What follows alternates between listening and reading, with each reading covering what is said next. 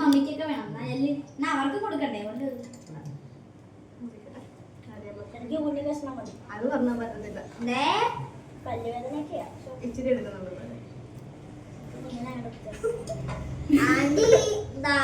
ചേച്ചി മമ്മിയും കാര്യം മറന്നോ?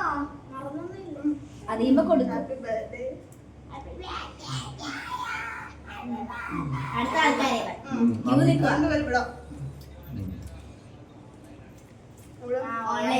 ഓൺലൈൻ ആൾക്കാർ കുഞ്ഞൊക്കെ കേൾക്കാം.